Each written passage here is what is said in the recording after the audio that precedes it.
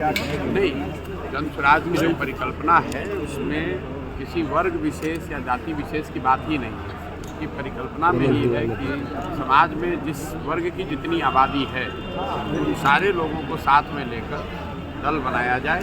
सिर्फ टिकट के लिए नहीं, दल बनाने वाले लोगों में भी सभी जातियों सभी वर्गों की भागीदारी हो, दल के पदाधिकारियों में भी, और जब चुनाव लड़ने की बात हो तो भी सारे वर्गों की जिनकी जितनी संख्या है उनको उतना प्रतिनिधित्व मिले।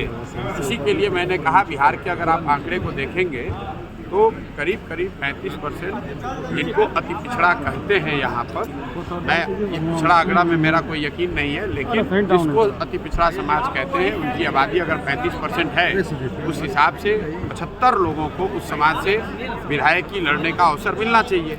और आज तक पिछले 30-40 वर्षों से जो लोग भी अगड़े पिछड़े की राजनीति कर रहे हैं उनमें से किसी दल ने आज तक इसका आधा प्रतिनिधित्व भी उनको नहीं दिया है। मैंने ये आज जो घोषणा की है, ये आज घोषणा नहीं की है तो गांव-गांव जाकर बता रहे हैं कि अगर आपकी जनसंख्या 35% है तो आपके समाज के 75 लोग अगले विधानसभा में जन स्वराज के प्लेटफॉर्म से चुनाव लड़ेंगे।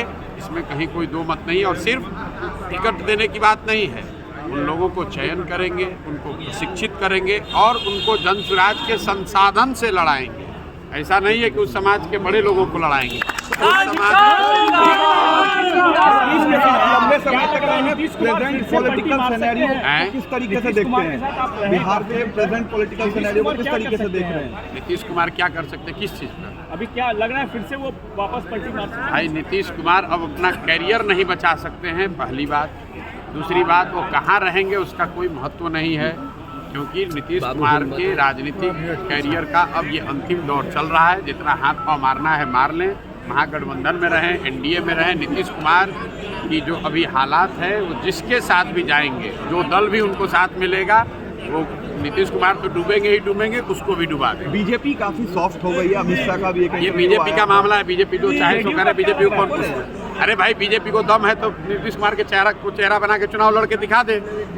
बीजेपी वालों को अगर दम है तो घोषणा करें कि अगला मुख्यमंत्री नीतीश कुमार होंगे और चुनाव लड़ के देख ले, तो खटिया खड़ी हो जाएगी। आपने ममता जी के भी साथ काम किया। बंगाल में टीएमसी ने अनाउंस कर दिया है कि 42 पे वो कंटेस्ट करेंगे, तो इंडिया ब्लॉक में आप सीट शेयरिंग किस तरीके से देखें? भाई ये मेरा विषय नहीं है। मैंने सिर्फ ममता बनर्जी के साथ नहीं काम किया है। इंडिया ब्लॉक में जितने मुख्यमंत्री बैठते हैं, चाहे वो केजरीवाल हैं, स्टालिन हैं, उद्धव ठाकरे हैं, दीदी हैं, सबके साथ मैंने काम किया। लेकिन ये काम मैं पहले करता था, अब तो मैं काम करता नहीं हूँ।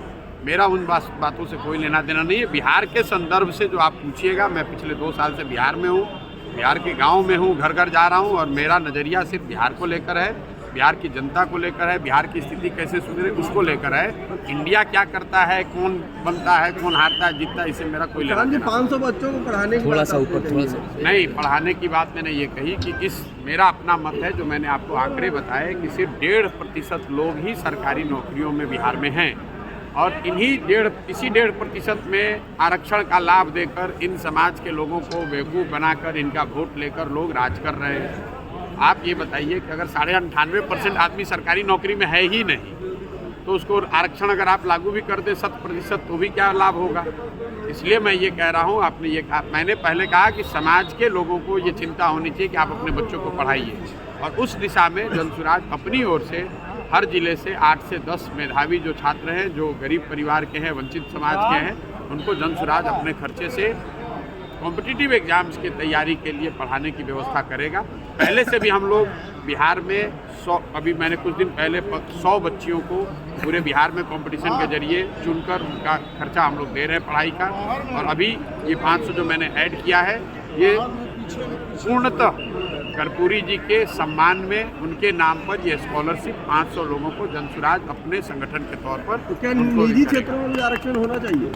भाई मैं सबसे पहले शिक्षा होनी चाहिए। मैंने आपको आंकड़ा जो दिया कि जब नौकरी है ही 1.5%, तो उसमें चाहे आप 20% आरक्षण करें या 40, मान लीजिए कि आपने 100% आरक्षण कर दिया, तो भी तो 98.5% की जो आबादी है उसको तो कोई लाभ मिला नहीं। उसको तो जब तक आप शिक्षा नहीं देंगे, पूंजी नहीं देंगे, स्वरोजगार नहीं देंगे, तब तक सिर्फ आरक्षण का लॉलीपॉप दिखाकर वोट लेते रहेंगे। अभी यहाँ जो जातीय सर्वे आया, उस सर्वे में क्या बताया गया कि जो समाज के वंचित समाज हैं, पिछड़े वर्ग हैं, वो उनकी स्थिति वही है जो 30 वर्ष पहले थी। आप मुझे ये बताइए कि 30 वर्ष से सत्ता और संसाधन पर किसका अधिकार है? 2 लोगों का अधिकार है, लालू जी का और नीतीश जी का। इन लोगों को पता नहीं कौन होशियार आदमी सुझाव दे रहा है। ये तो ऐसे हो गया कि कीचड़ जमीन पे उसको उठा के इन्होंने अपने मुंह पे लगा दिया। खुद ही स्वीकार कर लिया कि हमने 30 वर्ष में तुम्हें मूर्ख बनाया, तुम्हारे वोट का इस्तेमाल किया, तुम्हारे बच्चों का इस्तेमाल किया, तुम्हारे लिए हमने किया कुछ नहीं है। आप